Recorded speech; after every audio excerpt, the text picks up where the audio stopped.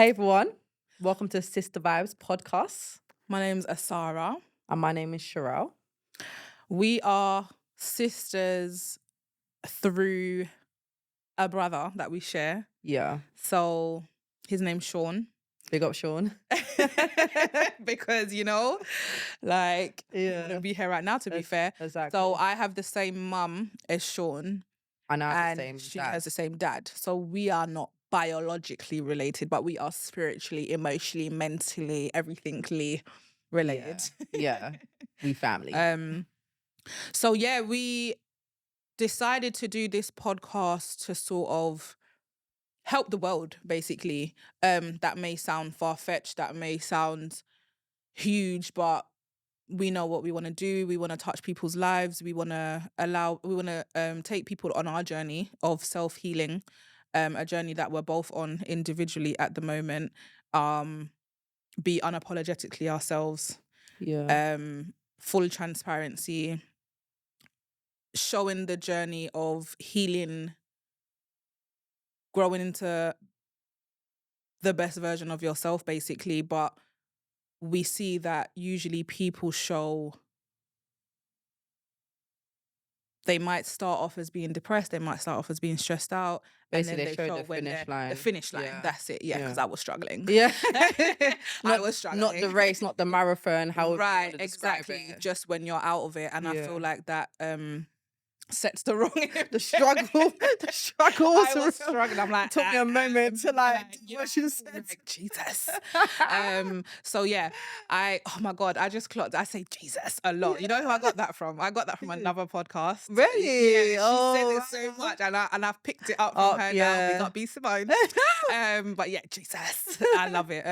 But yeah, I just feel like it gives the wrong impression to show the end goal and not the actual journey. Because then when you're having moments of breaking down or falling back into old habits or whatever, you kind of feel insecure in yourself. Like, how comes this person managed to make it through? How comes that person managed to make it through? Not realizing that person went through exactly the same thing, but they just don't share it. And I feel like they don't share it because, again, what we was talking about, society and the pressures of society, the pressures of friends, the pressures of family, and how they make you feel about the word stressed or the word depressed. We're not allowed to feel stressed. We're not allowed to feel depressed. We need to just cut and guttural. Yeah. Like, without moaning about it, basically. Basically, yeah. You know what I mean? Yeah, and adding on to what Sarah was saying, it's just that, just providing that transparency of like, just being you and, like you said, unapologetically yourself without feeling like judged. Mm-hmm. And we want to provide a space where it's like we're showing you our race. We're running with you. Mm-hmm. Do you know what I mean? We don't want to just show you the finish line. We want to be very much, if we feel like to come in and cry, we're going to cry. Oh, yeah. If we feel like to come in and laugh, we're going to laugh. Do you know what I mean? We just want to show you like the raw. Do you know what I mean? Rawness.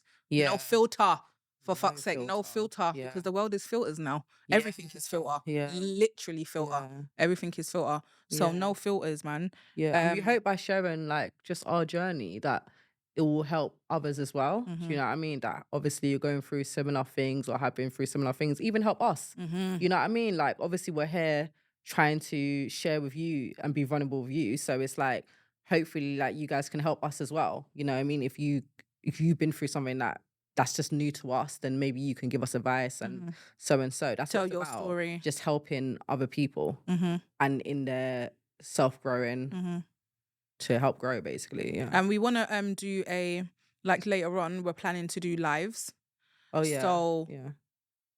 It will be easier to sort of call in or message or send your messages or send topics that you would like us to discuss or talk about. Or if there's a topic that we're talking about and you feel like you have something to say about it, you can come through onto the live show. Yeah. So that's what we're hoping to do moving forwards. Yeah. And I think that will be helpful because you're more, what's the word I'm looking for? Help me. Like involved or? Yeah, it's more connected. Intimate. Oh, intimate. Like, it's live. So I'm like, I know. You're like connected. I'm like connected. We're doing charades here. I'm like, what is the word? Yeah, it's more intimate because obviously podcast you talk on a mic and then people watch it and then you have things that you think of that you might forget, but on the live it's like live, so you can say what you want, how you feel. Like we want it to be a conversation. We don't just want it to be like me and Sarah going back and forth or talking and not really like hearing what you guys have to say. Engagement. Like that's the word. Engagement. Engaging. Oh, want it to be engaging. Yeah. So that's what. Yeah. So when we do have our lives, hopefully you guys engage with us. You will. Like and subscribe. Yes. Oh my God, I can't believe I just said that. Like, we're gonna have to be saying that a lot. Like and subscribe. Click below. Click below. This is gonna be on our screen, right? So they can click. It is, right? Yeah. Yeah. Cool. Oh my God, what are we like? So I think the topic of today we're in agreement that it's gonna be called transparency. Yeah. So start of our week then, or like just how's your week been? How's your week going? How is your week going? Well, it's the holidays. Well, you took a sip, so No, I mean, well, it's summer holidays. It's the holidays. I love it when it's the holidays because why? Okay, so for me personally, so I have a 8-year-old boy. Shout out Danae. You know, boo. But so I have an 8-year-old son. He's on holidays now. It's just easier for me because motherhood, just for myself personally, is very tiring. I'm always tired. Oh, girl, yes. If there's one thing I'm gonna be today, it's gonna be tired. With a Y. Tired. So I'm always just tired, guys. So it's like I feel like holidays help me in the sense of that I don't have to, it's not so much pressure. I feel like school brings on a bit more pressure for me. So like just having to wake up in the morning and do the school run quite early, and then just having that, you see the block, a certain time the frame. school run block that everyone gets, like from like roughly it's about 9 to 3, and just that frame to having to fit everything in there, and it's not a lot. People think that it's a lot of hours, but it's really not. It's 9 to 2 if you have to travel. That's what I'm saying. It goes so quick, because you got to do so much. Like I might have to cook, clean, like do my hair, audition, exactly. It's just it's a lot. Shopping.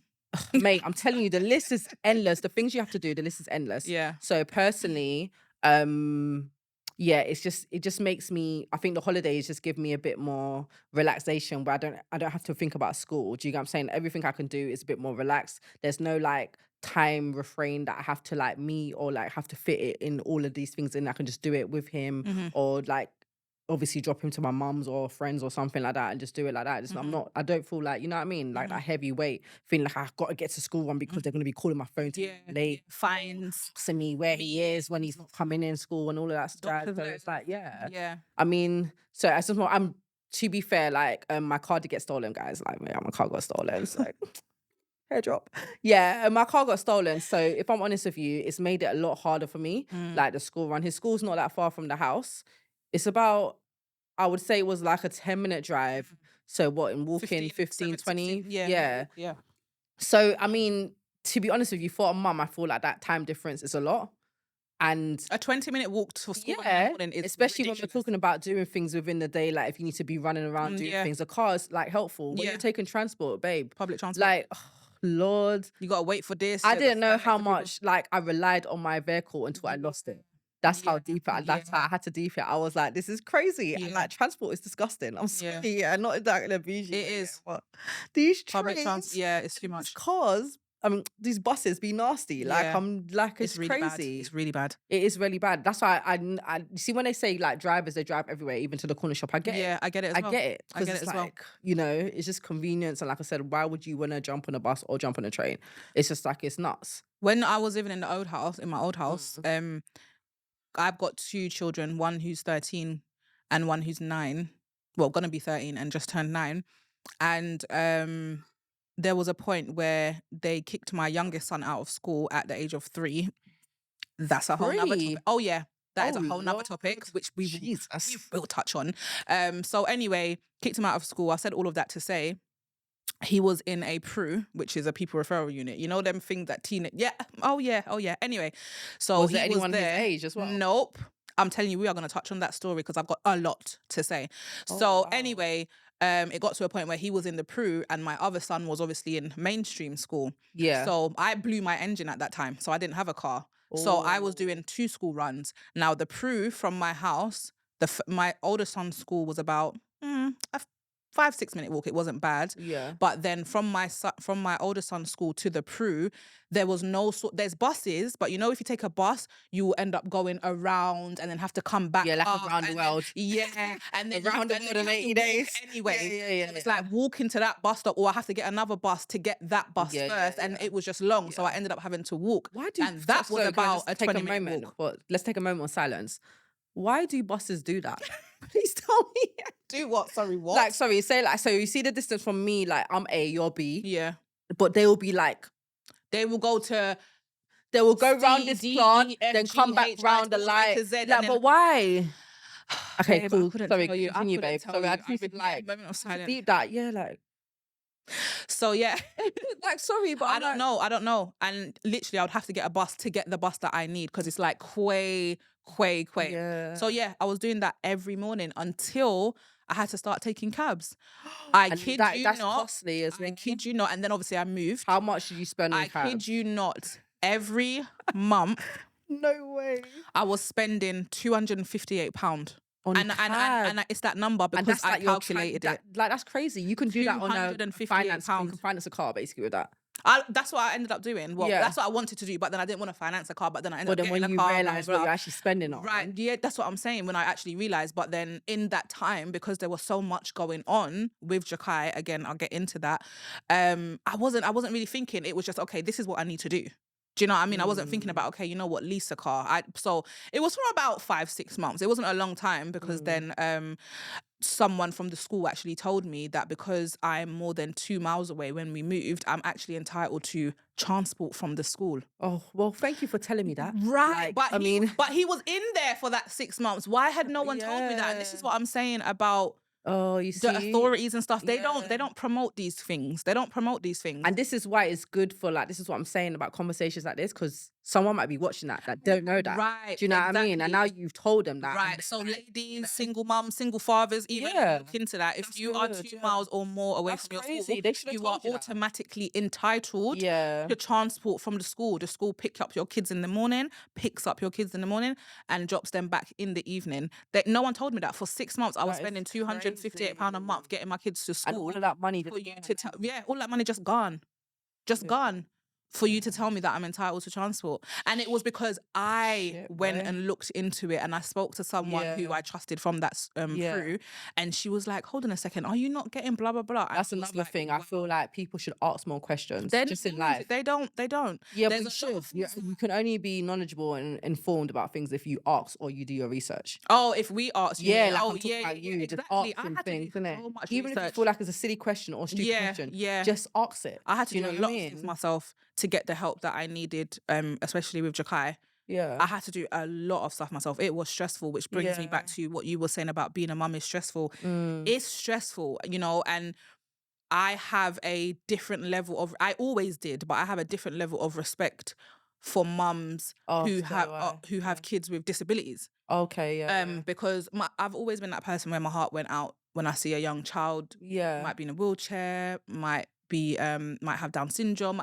I just always felt like I want to do something to help. Do you know what I mean? And then Jakai came along and he has Tourette's and ADHD. And it was horrible. Yeah. It was horrible because no one done anything. No one done anything to help me. Nobody. When I say nobody, Sherrelle, I mean no one. I literally had to do everything myself. My son had Tourette's from he was 3. He's now 9. He got diagnosed last year. Wow. Last year. And in that whole time, I was fighting. That whole time, non-stop, I was fighting. I got turned away from this person, that person. I got so many people involved. Social services ended up getting involved because he was in the Prue. What's going on at home? They always want to look at what's going on at home. No one would listen to me. And then lockdown happened. Even after lockdown, kept bringing him to the hospital. They even ended up saying to me, oh yeah, but because of lockdown, children have started presenting behavior problems and stuff like that. I'm saying everything lockdown, everything this COVID. was lockdown. I know, that's what I'm saying. This was Everything before lockdown. was lockdown and COVID. Everything was lockdown I and know. COVID. So yeah, it was hell. Yeah. It was hell. I had to Yeah. have meetings. I had people coming to my house. Like I said, he got kicked out of school. I told the school something's going on. I appealed it to the board. They declined me. They put my 3-year-old in a PRU with 7 and 8-year-olds that were flying off the handles, to the point I said, I'm not putting my son in there, because they had one room. Because That's crazy, though. Because there was nothing. 3 years old. The head teacher at the time, he said to me, this is wild. He said, we have never had a 3-year-old. 3. I'm not even joking. He was going to be 4. So they didn't have a room to accommodate him, because everyone was like 7 upwards. So they had my son in one room, nothing on the walls, no sort of, just one room. I said, I'm not bringing him here. I am not bringing him here. And I kept him at home, and then I started getting letters that they're going to take me to court. I said, well, you can take me to court, because what do you think I'm supposed to do right now? My son's supposed to go into this room for 6 hours. He's not allowed to mingle with the other kids because they're older and aggressive. Sorry. So then I had to look into homeschooling.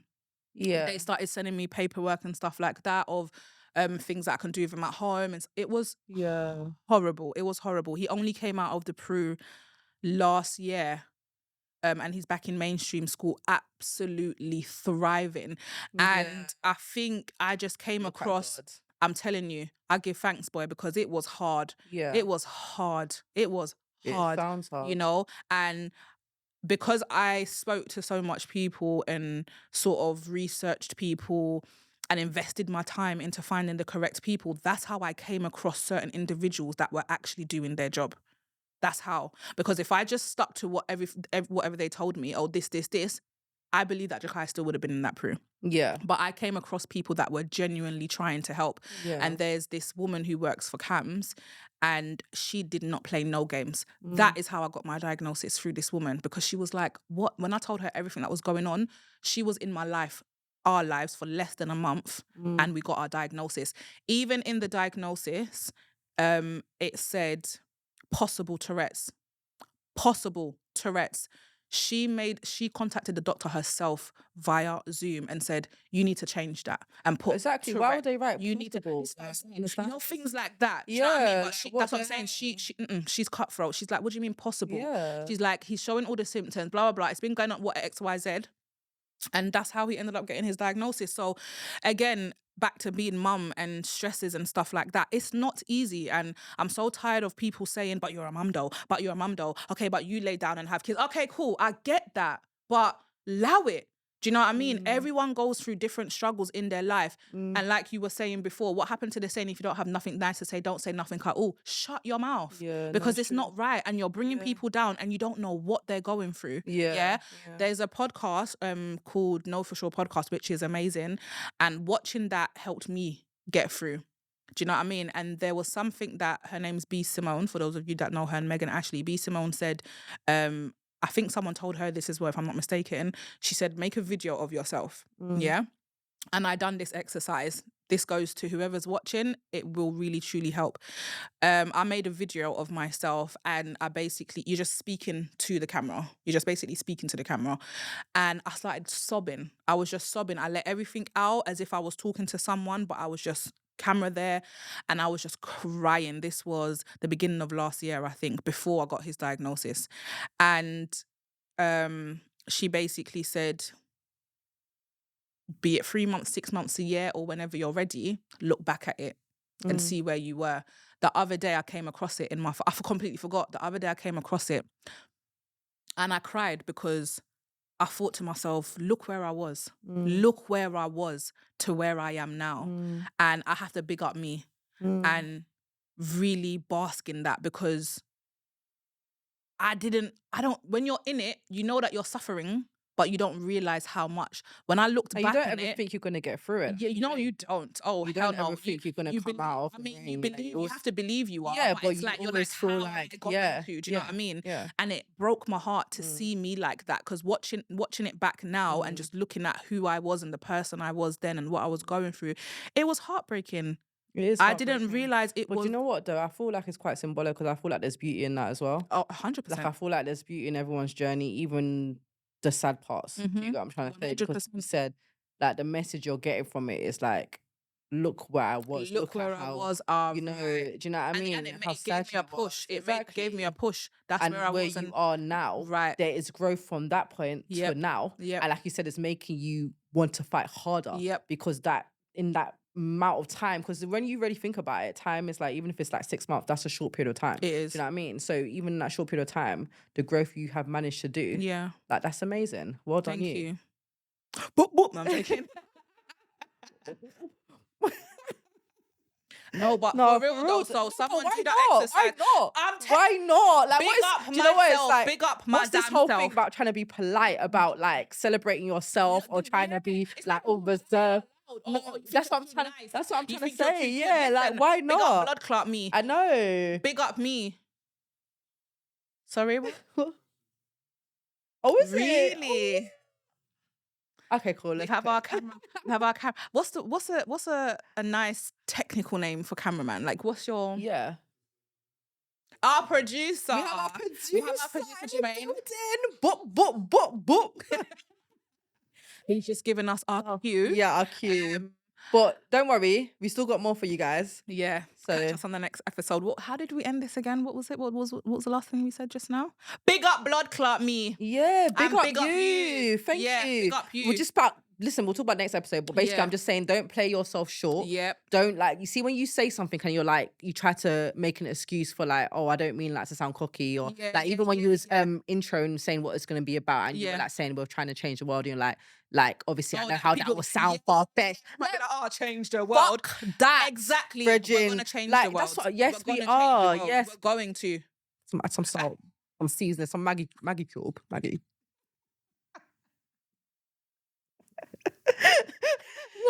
No, for real. I'm doing it with you. You see the Maggie when you open the Maggie, you're like, that's how I sprinkle it in my meat. Meat turn up. All right, cool. Well, thank you guys for watching. We hope you enjoyed. Honestly, like and subscribe. Yes. And leave your comments below. Let us know what you think. Yeah. Let us know if there's any topics in particular that you'd like us to talk about. And yeah, until next time. I'm Sherrelle. I'm Asahra. And this is Sista vybz podcast.